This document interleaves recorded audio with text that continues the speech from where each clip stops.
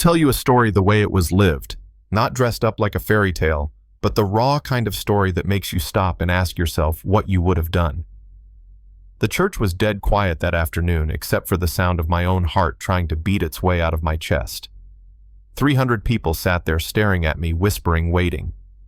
The man I thought I'd marry, he never showed. The flowers in my hand felt like weeds. The dress felt like a costume, and I couldn't even bring myself to turn around to face their pity. And then I heard a voice, calm but sharp, cutting right through the silence. "You need a way out of this humiliation. I need a wife." I turned, and there he was. Not the man I expected, not the man I'd loved for 2 years, but a stranger, tall, broad, expensive suit, steel in his eyes. His name was Charles Nathaniel Cross, a billionaire from Savannah who looked like he could buy the whole city and never notice. He said it like a deal, like a business transaction, but there was something desperate behind it. "I need a woman, and you need a home." I should have laughed. I should have told him he was crazy. But instead, I looked at the reverend still clutching his Bible, the groomsmen avoiding my eyes, my mother trying not to cry in the pews, and I thought about walking down that aisle alone. And I couldn't. So I whispered yes. And just like that, I wasn't abandoned anymore. I was married to a stranger. At the courthouse, he laid out the terms: honesty, partnership, no outside relationships, separate rooms, separate lives, but united for his niece, a little girl named Emily, 8 years old, who'd lost her parents and was about to lose him too if he couldn't prove to the courts that he had a stable family. He didn't ask me to love him just to help him keep her. That was the first time I saw his armor crack. When we pulled up to his estate, a red brick mansion older than the oaks that shaded it, I felt like I'd been dropped into another century. Staff in pressed uniforms, hallways lined with oil paintings, a housekeeper who greeted me kindly, but with eyes that measured everything. And then I met Emily, a tiny figure in a yellow dress sitting stiff on a swing, trying so hard not to care. She looked at me like she'd already lost me before I'd even opened my mouth. I crouched down and said softly, "I'm not here to replace your mama. I'd like to be your friend." For a second, her mask slipped. She said, "Friends can live in the same house." And I knew right then I wasn't walking away. For a while, things were polite. Breakfast in the sunroom dinners with silverware that weighed more than my paycheck. Careful small talk with Nathaniel. But everything changed one night when the sky cracked open with thunder.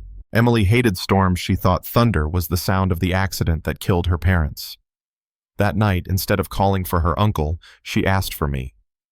When she crawled into my lap sobbing, I told her thunder wasn't angry. It was just the earth stretching, making space for something new. She believed me. She finally slept. And when I looked up, Nathaniel was watching me like I'd done something he couldn't put a price on. But nothing good lasts without someone trying to tear it down.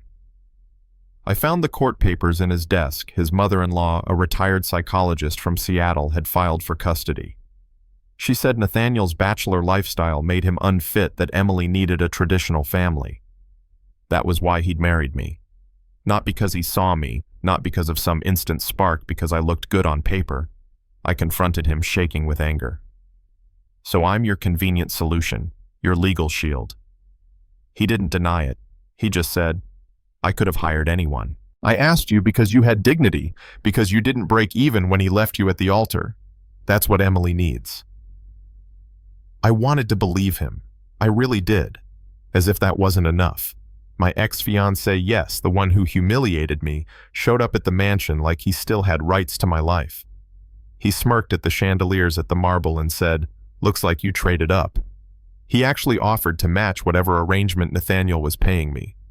That's when I realized how blind I'd been for 2 years. He didn't love me. He loved owning me. And when Nathaniel walked in and stood beside me, his voice calm but sharp as a blade. "You heard my wife.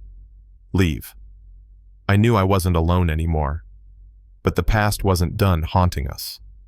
A glossy magazine spread showed Nathaniel arm in arm with some blonde socialite, a woman Emily remembered for telling her children should eat in the kitchen. The caption called her his longtime companion.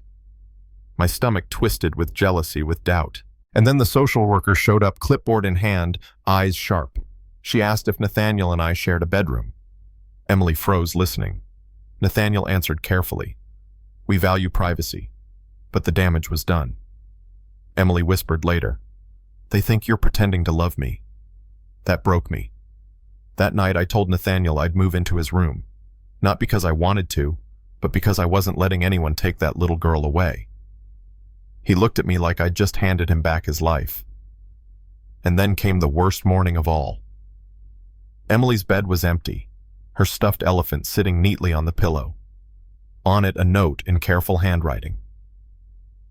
If I go away, you don't have to lie anymore. Don't worry, I'll stay with the roses Mama and I planted. Love, Emily. My blood ran cold. She thought she was protecting us by running away. I screamed for Nathaniel and we tore through the house, the gardens calling her name as a storm rolled in again. The roses she mentioned were hidden behind the oaks near the gazebo, and every second felt like a year. My shoes sank in the mud, my dress clung to me, and all I could think was, what if she thought we didn't really want her? What if she never believed me again? That's where the story leaves us, running through the rain, searching for a child who deserved so much better than the lies adults had wrapped her in. And maybe you're asking yourself, was I wrong to marry a man I didn't love just to give a little girl a home? Was he wrong to choose convenience over honesty? Or does it matter if somewhere in the middle of all those mistakes, we actually found something real? I'll tell you this much.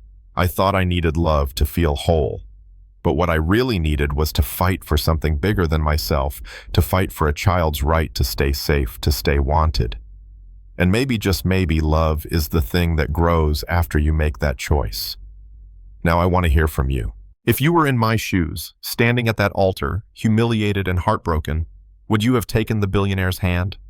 Do you think a marriage that starts as an arrangement can ever turn into something real? Or is it just another kind of lie we tell ourselves? Share your thoughts in the comments. I'll be reading every single one. And don't forget to subscribe if you believe families aren't always born, sometimes they're built. I'll tell you a story the way it was lived, not dressed up like a fairy tale, but the raw kind of story that makes you stop and ask yourself what you would have done. The church was dead quiet that afternoon, except for the sound of my own heart trying to beat its way out of my chest. 300 people sat there staring at me, whispering, waiting. The man I thought I'd marry, he never showed. The flowers in my hand felt like weeds. The dress felt like a costume, and I couldn't even bring myself to turn around to face their pity. And then I heard a voice, calm but sharp, cutting right through the silence. You need a way out of this humiliation. I need a wife. I turned, and there